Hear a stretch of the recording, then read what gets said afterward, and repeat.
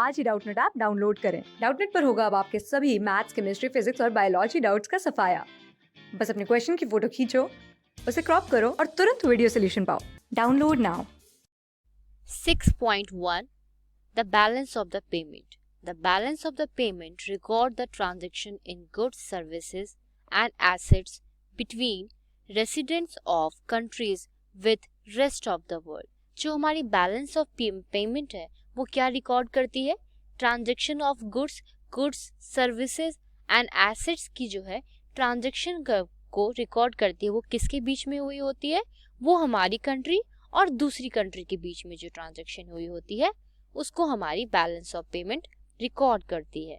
There are two main account in BOP, the current account and capital account. हमारे जो BOP मतलब balance of the payment में दो account है। कौन से? करंट अकाउंट और कैपिटल अकाउंट। सबसे पहले देखते हैं current account. The current account records export and import in goods and services and transfer payment. जो हमारी करंट अकाउंट है वो किसको रिकॉर्ड करती है? वो एक्सपोर्ट को रिकॉर्ड करती है, इंपोर्ट को रिकॉर्ड करती है। किसके में? गुड्स में, सर्विसेज में। और थर्ड वन ट्रांसफर पेमेंट जो है वो हमारी रिकॉर्ड करती है। Trade in services denoted as invisible trade because they are not seen at to cross national borders includes both factor income, payment for input investment income, that is interest, profit, dividends on our assets abroad, minus the income foreigners earn on asset they own in India, and non-factor income. Shipping क्या है उसमें? Shipping, banking, insurance, tourism, software services etc. जो हमारी क्या है यहाँ पे? जो हमारी यहाँ पे ट्रेड इन सर्विसेज जो है वो क्या है? हमारी इनविजिबल ट्रेड है, क्योंकि इसको हम देख नहीं सकते हैं जब ये हमारी नेशनल बॉर्डर को क्रॉस करती है। और उसके बाद ये किसको इंक्लूड करती है इसमें? बोथ फैक्टर इनकम को। फैक्टर इनकम में क्या है? हमारी पेमेंट फॉर इनपुट्स। जो हमारी पेमेंट होती है इनपुट इन्वेस्टमेंट के लिए वो कौन कौन से हैं? Interest, profit, dividend. ठीक है, डिविडेंड जो हमारे एसेट्स होते हैं उसमें से हम क्या कर देते हैं? माइनस कर देते हैं वो इनकम जो हमारी फॉरेन जो है वो अर्न करते हैं। किस पे? हमारी जो एसेट्स हैं उस पे जो हमारी क्या है? हमारे फॉरेनर अर्न करते हैं। और क्या इसमें इंक्लूड होता है? और इसमें इंक्लूड होता है नॉट फैक्टर इनकम, जिसमें क्या आता है? शिपिंग आती है, बैंकिंग आती है, इंश्योरेंस आती है, टूरिज्म आती है एंड सॉफ्टवेयर सर्विसेज आती है। देन इसके बाद नेक्स्ट क्या है? Transfer payment are receipt which the resident of country received for free without having to make any payment और फ्यूचर पेमेंट इन रिटर्न। जो हमारी ट्रांसफर पेमेंट होती है वो एक तरह की रिसिप्ट होती है विच जो हमारी कंट्री जो है रिसीव करती है फ्री में। मतलब उसको ना उसके लिए प्रेजेंट में पेमेंट करनी पड़ती है ना फ्यूचर में। They consist of remittance, gift and grant. ये गिफ्ट की तरह होती है, ग्रांट या रेमिटेंस की तरह होती है। ये इसमें आती है हमारे किसमें? ट्रांसफर पेमेंट में। दे कुड बी ऑफिशियल और प्राइवेट। ये हमारी ऑफिशियल भी हो सकती है और या प्राइवेट भी हो सकती है। The balance of the export and import of goods referred as a trade balance. जो हमारी बैलेंस होती है एक्सपोर्ट और इंपोर्ट की उसको हम ट्रेड बैलेंस कहते हैं।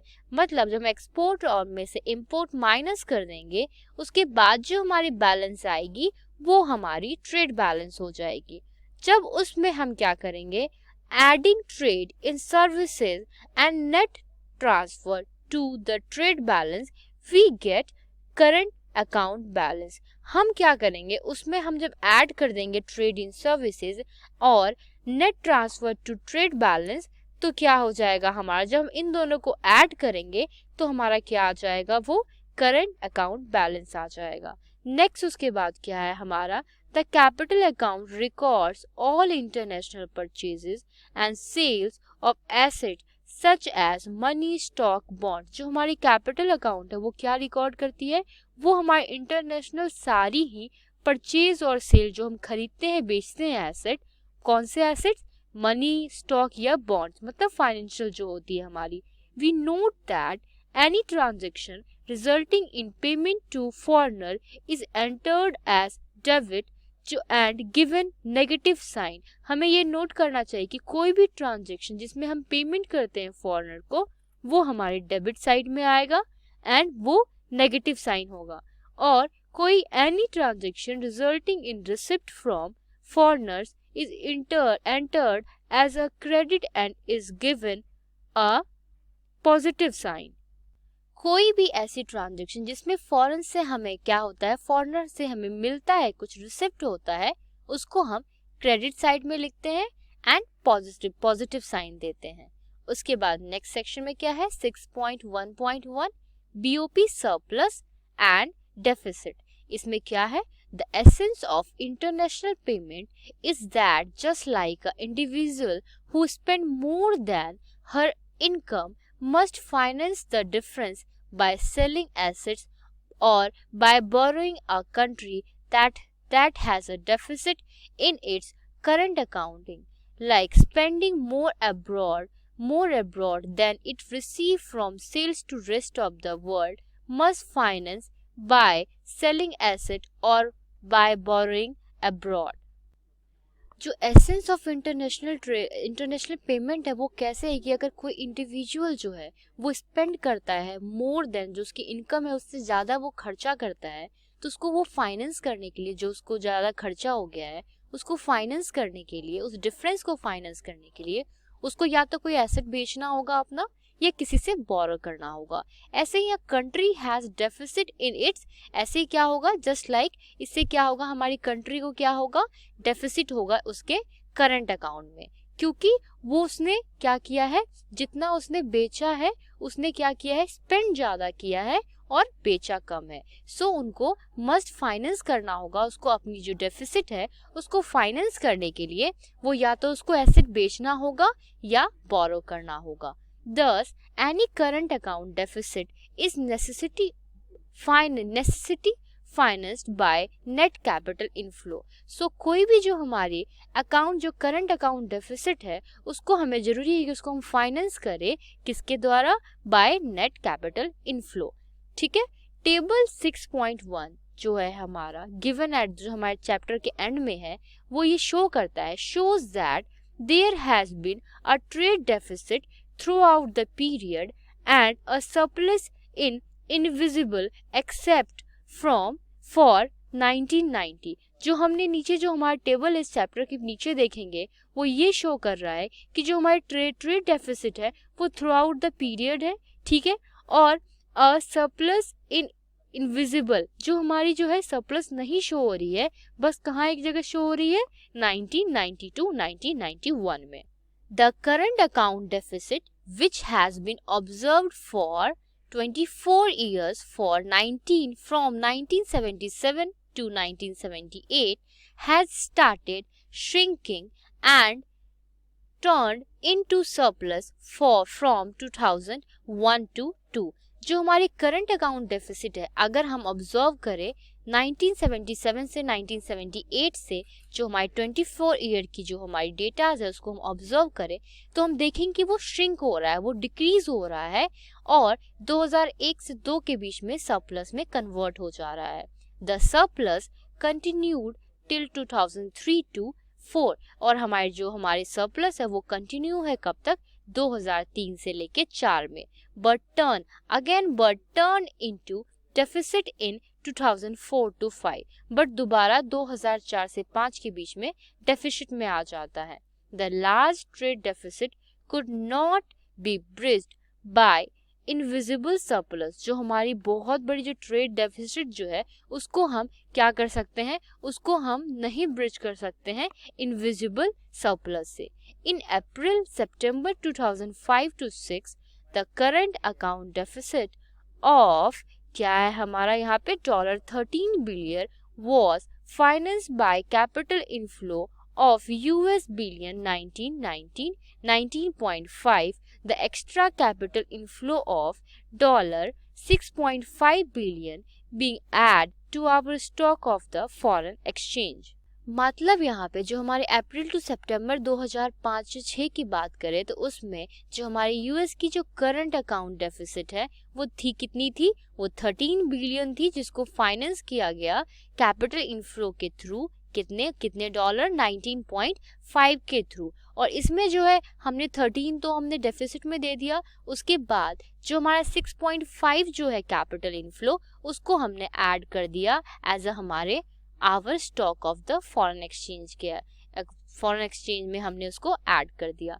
Alternatively the country could engage the official reserve transaction. So country क्या कर सकती है, हमारी यहाँ पे इंगेज कर सकती है ऑफिशियल रिजर्व ट्रांजेक्शन में, running down it's reserve of foreign exchange in the case of deficit by selling foreign currency in foreign exchange market.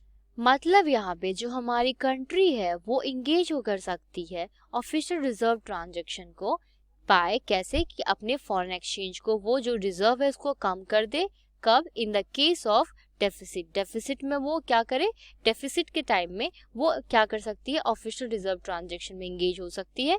कैसे, वो क्या करेगी, अपनी जो रिजर्व है फॉरेन एक्सचेंज की उसको डिक्रीज कर देगी, बाय कैसे, सेल कर देगी अपनी फॉरेन करेंसी को इन फॉरेन एक्सचेंज मार्केट में। उसके बाद क्या है, the decrease in official reserve, अगर ऑफिशियल रिजर्व में डिक्रीज या इंक्रीज होता है is called the overall balance of payment deficit. उसको हम क्या बोलेंगे, ओवरऑल। जब अगर हमारे ऑफिशियल रिजर्व में डिक्रीज होगा या इंक्रीज होगा तो क्या हो जाएगा, वो बैलेंस ऑफ पेमेंट डेफिसिट होगा या सरप्लस होगा। The basic premise is that the monetary authority are the ultimate financier of any deficit in the balance payment। एक जो बेसिक जो हमारा जो क्या है प्रेमाइज है कि जो हमारी मॉनेटरी अथॉरिटी है वो क्या है, अल्टीमेट फाइनेंसियर है हमारी किसी भी जो डेफिसिट है हमारे बैलेंस पेमेंट के किसी भी डेफिसिट की। The country is said to be in balance payment equilibrium when the sum of its current account and its non-reserve capital account equal to क्या है, 0 है। हम कब कहेंगे कि हमारी कंट्री जो है वो बैलेंस पेमेंट इक्विलिब्रियम पे है, जब हमारी जो करंट अकाउंट की जो है जो हमारी सम है करंट अकाउंट की एंड उसकी जो नॉन रिजर्व जो हमारी करंट अकाउंट जो है, करंट अकाउंट का जो सम है, ठीक है, वो इक्वल हो जाएगा नॉन रिजर्व कैपिटल अकाउंट के। ठीक है, अगर वो क्या होगा यहाँ पे, जब हम यहाँ पे क्या करेंगे, इन दोनों को ऐड करेंगे, मतलब यहाँ पे हम करंट अकाउंट जो है, हम सम जो हमारी वैल्यू आएगी करंट अकाउंट की उसकी वैल्यू में हम ऐड कर देंगे हमारी जो है नॉन रिजर्व कैपिटल अकाउंट, और उसकी जो वैल्यू, इन दोनों को ऐड करने के बाद जो हमारी वैल्यू आएगी अगर वो 0 आती है, हमारी वैल्यू अगर 0 आती है तो क्या होगा, ये बैलेंस ऑफ पेमेंट इक्विलिब्रियम होगा। The current account balance is financed entirely bye international lending without reserve movement. जो हमारी करंट अकाउंट को जो है फाइनेंस कौन करती है, इंटरनेशनल लेंडिंग करती है बिना रिजर्व मूवमेंट के। We note that the official reservation transaction are more relevant under regime of pegged exchange rate than when exchange rate are floating।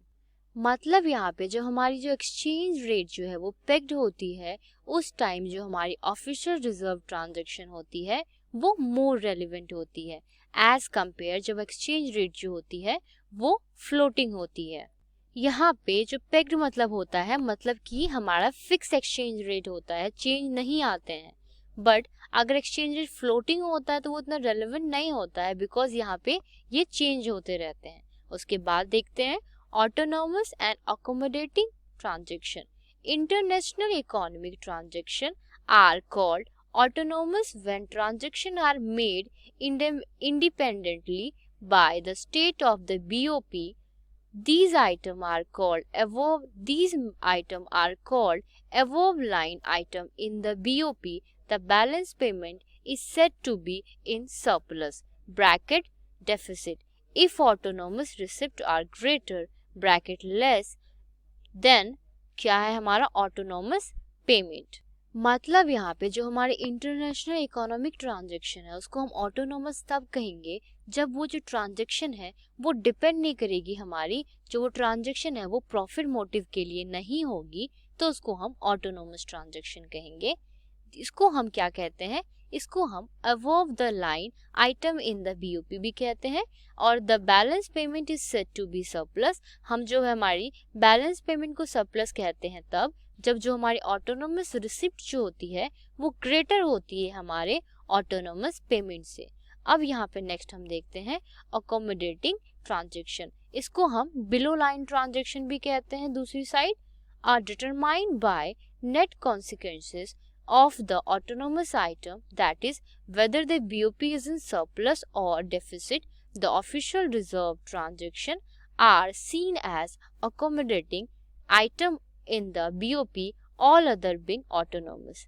ठीक है, मतलब यहाँ पे मतलब ये ट्रांजेक्शन कैसे डिटरमाइन किए जाते हैं, ये जो है हमारी रिजल्ट होती है, ये हमारी जो है ये ट्रांजेक्शन इज डिटरमाइन कैसे होती है, बाय जो हमारी रिजल्ट होती है किसकी, ऑटोनोमस ट्रांजैक्शन की। बीओपी में क्या हो, सरप्लस हो या डेफिसिट हो।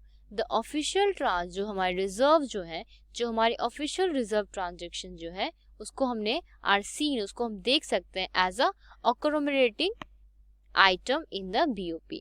उसके बाद नेक्स्ट क्या है, error and omission constitute the third element in the BOP. इसको हम क्या कह सकते हैं, बीओपी का third element apart from current and capital, which is the balancing item reflecting our inability to record all the international transaction occur।